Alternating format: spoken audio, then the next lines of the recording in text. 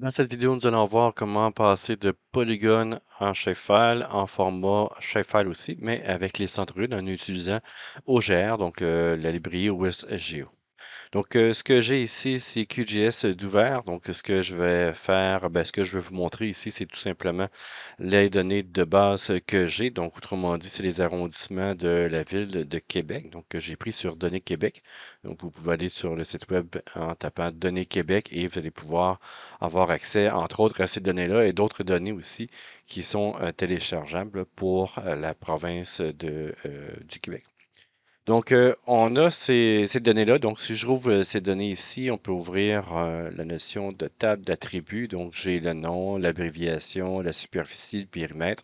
Et j'ai des identifiants aussi pour chacun des éléments. Et ce que je vais faire en utilisant Python, je vais convertir ces polygones-là en centroïdes, donc en utilisant la librairie OSGeo. Donc, tout d'abord, ce que j'ai fait ici à l'intérieur de PyCharm, donc moi j'utilise PyCharm, mais vous pouvez utiliser l'interpréteur ou plutôt l'environnement de développement que vous voulez pour Python. Donc, ici, j'ai indiqué Centroid comme nom de fichier Python et j'ai mis directement les fichiers shapefile. Donc, il y a plusieurs fichiers shapefile. Vous avez aussi le zip que je n'utiliserai pas, mais les fichiers shapefile ici sont là que je vais utiliser évidemment pour lire et pouvoir en extraire le centroïde et les données aussi de chacun des éléments à l'intérieur de ce fichier-là. Donc, pour travailler, pour débuter, donc from ici, OSGeo importe entre autres GDAN, mais j'importe tout. Des fois, au cas où, même je n'ai pas besoin de tout. Comme seulement, je l'importe tous les éléments, donc OSR, OGA, quoi que je pourrais juste importer ce que j'ai de besoin. Donc, ça fonctionnerait aussi. Dans la notion de GDAR ici, je vais utiliser les exceptions donc pour voir les erreurs.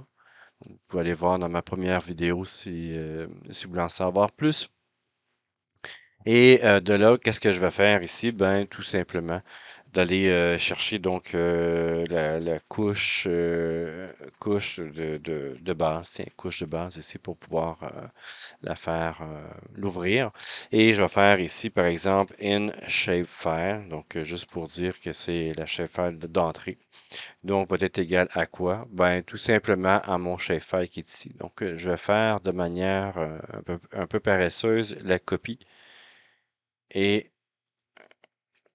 le coller des éléments. Donc, c'est ça ici donc, que je vais avoir. Donc, vu que c'est dans le même répertoire, je n'ai pas besoin de spécifier le répertoire pour y aller. Donc, sinon, je voudrais juste spécifier le chemin d'accès. Et à partir de ça ici, bien évidemment, je vais utiliser le InDriver, par exemple. Donc, ça va être égal à quoi?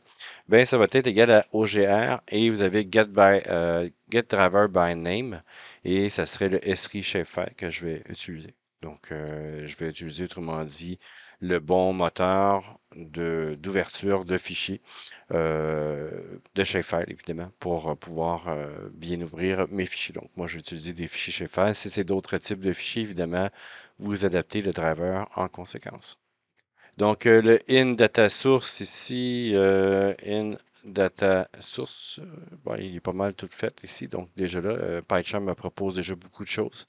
Donc, le in driver ici, create data source, le in shapefile, autrement dit, c'est d'aller chercher la source de la donnée. InDriver, même, c'est pas create data source ici, ça va être, il m'a pas donné la bonne affaire finalement. Donc ça va dire ici, ça va être pour plus tard, pour créer. Donc il m'a pris des options donc que je n'ai pas de besoin tout simplement. Donc on va commencer par ouvrir donc le in shapefile. Donc c'est ce que je vais faire ici. Et on peut demander de l'ouvrir en read only seulement, donc avec le 0. Et dans la couche, donc le in layer va être égal à quoi? Ben, c'est le in de ta source.getLayer. Ça, c'est bon. Donc, j'ai mes informations. Donc, pour la couche de sortie, donc je préfère ici mettre ici couche sortie, par exemple. Couche out, peu importe. Donc, c'est juste pour indiquer c'est quoi. Donc, le out shapefile. Ici va être égal à quoi? Et de là, ben, moi, je vais définir un nouveau fichier que je veux créer. Donc, dans ce cas ici, je peux laisser VDQ arrondissement ici et mettre un tiret et centre, donc pour le centroïde. Et donc, c'est la sortie, donc c'est le nom de fichier de sortie que je vais avoir. Et le driver ici, ça va être la même affaire que celui-là. Donc, je vais lui donner ici le bon outil pour pouvoir faire la création du Shapefile. Donc, ici, j'ai la notion de Esri Shapefile qui est là. Je vais juste minimiser un peu pour aider. Et donc, ici, ben, on peut créer déjà le output. L'output, donc ici, ça va être dièse, création, shapefile et out, mettons. Donc, on va essayer de s'y retrouver là-dessus. Et le out, donc le out data source, donc si je vais refaire la même affaire qui est ici. Donc, le out data source, c'est là que je vais mettre ce que j'avais mis tantôt. Donc, data source ici. Donc, ça ne sera pas un Open Driver ici que je vais faire, mais ça va être un Create Data Source. Je ne vais pas me le mettre. Create Data Source ici, et qu'est-ce que je vais avoir là-dedans? Ben, ça va être le nom que je veux qu'il me crée. Donc, ici, il semble pas reconnaître. Ah oui, c'est vrai, il me manque le driver ici. Donc, point ici, voilà, Create Data Source. Et de là, ici, je vais demander aussi qu'il crée une genre de couche à l'intérieur d'un shapefile. C'est un peu drôle à dire, mais ça va être le out layer ici, va être égal à quoi? Ben, va être le out data source, create layer. Et donc, moi ici, je vais tout faire ça. Je vais enlever ceci. Quoique, je n'ai pas besoin de tout enlever. Donc, ici, le create layer, ça va être quoi? Ça va être le même nom ici que je vais utiliser. Donc, je ne me casserai pas la tête. Et la géométrie, donc de sortie, ça va être un well-known binary, mais pas polygone, évidemment. Moi, je vais avoir des centroïdes, donc ça va être des points. Ok, là. Et donc, de là, si je fais juste de cette manière-là, je ne sais pas si ça va fonctionner. On va l'essayer pour voir. Il devrait en principe m'avoir créé, voilà. Donc, arrondissement ici, il me les a créés. Donc, au moins, cette partie-là fonctionne. Et évidemment, si je le rajoute à... donc, je peux faire ici, actualiser, centroïde ici. C'est sûr qu'il n'y a rien. Au moins, là, il a découvert que c'était au moins le type point. Et dans la table attribut, j'ai absolument rien. Donc, il n'y a rien de créé précisément à l'intérieur de ça. Donc, je vais faire supprimer la couche ici pour ne pas rentrer en conflit avec ce que je suis en train de créer à cet endroit-là. Donc, ce que je vais faire, évidemment, pour avoir les éléments en sortie, donc pour avoir les centroïdes en sortie, ce que je vais faire là-dessus, c'est que je vais transférer les mêmes champs du shapefile d'entrée au shapefile de sortie. Donc, ce que je vais faire ici, création, par exemple, des champs à partir, voyons, à partir des champs du. On va mettre, on va regarder in shapefile. Regardez la même information de base. Et à partir de là, ben, ce que je vais faire ici, ça va dire, c'est d'aller chercher la définition. Autrement dit, c'est d'aller chercher le, la base, donc toute la structure des données de champ et de les transférer de l'entrée à la sortie. Donc, des données d'entrée, donc shapefile d'entrée ou shapefile de sortie. Donc, ici, on peut faire ici in layer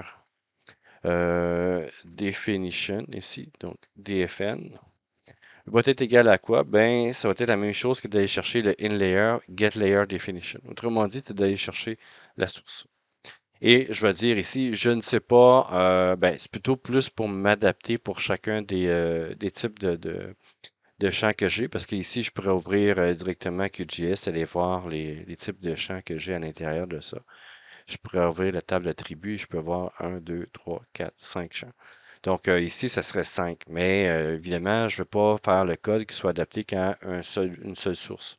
Donc, je veux savoir ici, ben, si j'importe, si je veux te faire le transfert de données qui part du shapefile, qui a 10 champs, ben, j'aimerais ça que le code s'ajuste automatiquement. Et pour ce faire, ici, on va se faire une boucle for i in range, donc dans une plage de valeur ici. La plage de valeur, on va commencer à 0 et on va aller jusqu'à in layer definition, donc ce que j'ai fait ça, et get feature count. Donc, autrement dit, jusqu'au nombre de champs que je vais avoir. Et à partir de là, ben, je vais faire ici le field definition, donc qui est là ici. Ça va être égal à quoi? Ben, ça va être le in layer definition. Et je vais aller faire le get field definition. Donc le in layer definition. Autrement dit, va chercher l'information. C'est pas get feature, mais c'est le get field definition ici. Donc, prends ce qui est dans l'entrée, mets-les à l'intérieur de ça. Et à partir de ça, ce que je vais faire, c'est que je vais créer chacun des champs. Donc, le out layer ici. Pas create. Ici, on va faire out layer point create field. Create field ici. Et ce que je vais y faire ici, ça va être le field definition. Ça, c'est bon. Donc, autrement dit, ce que je lui fais ici, c'est pour chaque champ donc, que j'ai ici, donc dans le nombre d'éléments, donc chaque structure de champ, donc je vais avoir un type, je vais avoir euh, bon, un paquet d'informations pour chacun des champs à l'intérieur, entre autres le type. Et donc, dans le field definition ici, donc, va chercher tout ce qu'il y a là-dedans, copie-le et crée un champ dans l'élément de sortie. Donc, il va être le shapefile ici, VDQ arrondissement centroïde. Et crée-moi cette notion-là. Et une fois que ça c'est fait, ben je dois le concrétiser, autrement dit. Donc, ça va être le layer et ici, oups, layer definition ici va être égal à quoi? Au alt layer. .getLayerDefinition. Donc, autrement dit, je vais aller chercher toute la structure. Donc, tout ça a été fait. Et une fois que ça c'est fait, donc, je vais aller chercher cette structure-là pour pouvoir l'utiliser un peu plus tard. Donc, pour les éléments, donc, maintenant que j'ai les structures qui sont copiées, donc, on pourrait peut-être l'essayer. Est-ce qu'il va vouloir for in range, in layer, get feature count? Je pense que c'est pas ça. C'est pas get feature count ici. Ça va être là. For i in get field count ici, c'est ça. Get field, évidemment. Des fois, ça a du bien pour. Ça a du bon pour pouvoir faire le- la proposition automatique, mais pas tout le temps. Donc, on va regarder ici qu'est-ce que ça fait. Donc, toujours la bonne chose. Et à l'intérieur, si on peut voir ID, nom, abréviation, superficie, périmètre. Donc, mes champs, la structure, autrement dit, de ma donnée de copie, donc ce qui va être composé de Centroid, a été bien fait. Donc ici, c'est ce que je vais faire ici. Donc ça a été créé automatiquement. Tantôt, j'avais dit qu'il fallait le concrétiser, mais ça s'est déjà fait. Ici, c'est d'aller chercher tout ça d'un coup et pouvoir retravailler pour pouvoir placer les bons éléments au bon endroit. Donc, dans ce cas-là, ici, c'est, on pourrait mettre ici, ajout entité. Et de là, on va faire ici, i in range. Donc, ici, pour chaque élément à l'intérieur du in layer, je veux les faire un traitement pour afficher le centroïde et pour pouvoir y sauvegarder le centroïde dans le nouveau fichier de sortie. Donc, dans ce cas-là, ici, évidemment, je vais partir de 0 et pas de haut, de 0 ici, et ça va être du in layer. Donc, ça, c'est bon. Donc, in layer ici et le get feature count, c'est là que le get feature count va faire son effet. Donc, ici, ben, je vais aller chercher le feature. Donc, autrement dit, c'est l'entité d'entrée. Donc, le in feature ici va être égal à quoi?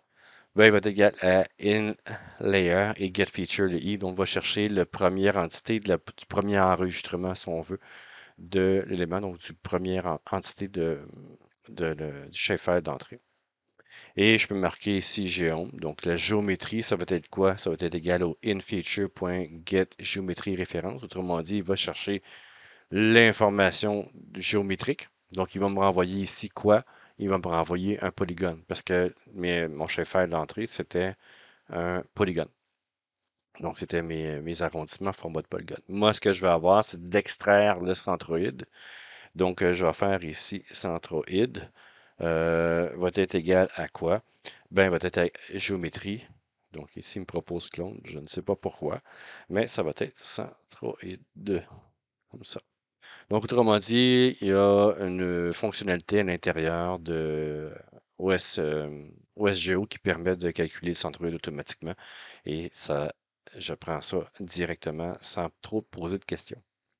Et à partir de là, ben, je vais faire ici le Out Feature. Donc, le Out Feature. Out Feature ici. Il n'est pas encore nommé, c'est vrai. Donc, le Out Feature va être égal à quoi?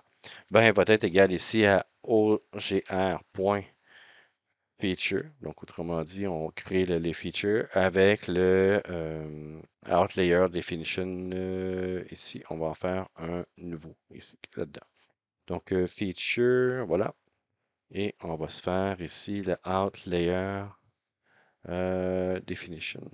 Out Layer Definition qui est ici. Voilà, donc c'est lui. Autrement dit, qui est là. Donc, autrement dit, ce que je fais, c'est que je vais me faire une nouvelle entité en utilisant la structure des champs. Et j'ai déjà ici le centroïde, donc je vais me faire aussi l'entité à l'intérieur de ça. Donc, je vais commencer par les notions de champs qui sont là. Bon, je peux même commencer à y mettre tout de suite la géométrie, puis je m'occuperai des champs après. Donc, dans ce cas-là, ici, ça va être le Out Feature, qui va être ici. Point, et vraiment, cette géométrie est là. Et ce ne sera pas géome ici, ça va être le centroïde. Voilà. Donc, c'est ce que je vais lui mettre à l'intérieur. Donc, ça va être fait. Et maintenant, ici, ben, ce que je vais lui faire à partir de ça, ben, le Out Feature, donc le feature sur lequel je travaille présentement, donc sur l'enregistrement ou l'entité qu'on pourrait dire ici sur lequel je travaille, est égal à quoi? Ben, va être égal ici à OGR.feature ici. Point, ici, ça va être. Attendez une minute, là, je vais essayer de m'y retrouver. Non, même pas, ça ne sera pas ici. Il faut que je commence à. Ça, je l'ai déjà fait. Donc, il va falloir que je le fais quand même de mémoire, quand même relativement, ben, un peu complexe. Et ici, ce que je faut que je fasse, c'est que pour chaque champ dans l'entrée, donc c'est ça. Donc, dans la logique, ça va dire pour chaque champ dans l'entrée que je vais avoir, je vais aller chercher ce qu'il y a dans le champ et je vais le copier dans l'élément de sortie. Donc, dans ce cas ici, ça va être for i n. Donc, c'est une variable i, là, vous pouvez mettre ce que vous voulez. Il m'a proposé j tantôt, ça aurait fonctionné aussi. Donc, à partir de 0 ici jusqu'à Out Layer ici. Out Layer get. On va faire au moins Out Layer. Point get field count. J'aurais pu le faire aussi sur le in parce que ils ont ils ont le même nombre de champs. Donc, j'ai copié les mêmes structures. Pour chaque élément qui sont là ici, ben, le out feature ici, out feature, point, ici, set, c'est un S majuscule ici, set field. Donc, on va le faire comme ça ici, set field. Et ici, qu'est-ce que je vais faire? C'est va mettre à l'intérieur du champ en question l'information qui est dans le in ici. Donc, ça va être la manière de le faire. Ça va être le out layer ici. Layer, voyons, layer definition. Pas se tromper dans nos éléments. Point get. Puis, ici, definition. Bon, lequel fil de definition? Parce que là, je suis dans quel champ? Ben, ça va être le champ I. Et get field definition sont le champ I ici. Donc, pour chacun des éléments. Et point get name ref qui va être là. Et cet élément-là ici, ben, applique-lui ce qui est dans le inFeature.getField i. C'est le même champ. Je passe, mettons, le premier champ de l'entrée au premier champ de sortie. Ici, c'est l'inverse. Ici, ben, il nous demande d'avoir le sorti. Va chercher les informations et transfère-les de un à l'autre. Et une fois que ça c'est fait, ben je dois lui dire ici, bon, ça c'est comme fait en mémoire. Donc je dois lui faire ici le layer, layer ici, point create feature. Et qu'est-ce que je veux lui faire? C'est tout ce que j'ai préparé en mémoire ici. Donc tous mes transferts, autant la géométrie que les données qui sont de méchants, autrement dit, toute la structure de la tabulaire qui est là. Et donc, je pourrais laisser ça comme ça. Si je fais play ici. Hop, Art Layer, Get Field Count. J'ai fait, je crois que c'est un G majuscule ici. Get Field. On va l'essayer. Get Field Count, je l'avais dit sûrement. Get Field et Field. Ouais, ils seront pas mal tout en majuscule. Get Field Count, c'est ça. C'est un G majuscule. Hop, Get Field Count encore une fois. Get Field Count. Non, ici, il me dit à la ligne 35, Get Field Count, In Layer, Out Layer. Est-ce que j'aurais Out Layer, Create Field ici? On va aller voir qu'est-ce qui se passe. Ici, qu'est-ce que j'ai, le Out Layer là? Oh, ici, j'ai le In Layer Definition. OK. Donc, je me suis trompé. Il manquait le Definition. Definition ici, évidemment, c'est sûr, c'est pas sur la couche direct. Là, ça devrait fonctionner. Oups, non, encore ici, getRef. OK, ça va être encore une fois la même chose ici. GetNameRef. Voilà. Ici, donc, un avertissement que ça se peut qu'il y ait certains caractères et des accents. Il y a des accents dans les données. Donc, ça se peut que ça ait pas passé. On va voir. On va aller vérifier au moins si ça a fonctionné. Centroid ici. J'ai mes points. Les points, bien évidemment, tombent où est-ce qu'il y a les étiquettes. Donc, ça, c'est quand même pas mal. Et je pourrais même changer donc la symbologie pour les mettre peut-être un peu plus rouge. Voilà. Et en cliquant sur chacun, donc avec l'identifiant ici, j'ai la Haute-Saint-Charles et c'est la Haute-Saint-Charles. Donc, tout a été bien copié. Donc, c'est un exemple comment convertir des polygones vers Centroid en utilisant le module OSGeo en Python. Et le code source va être disponible dans la description de la vidéo.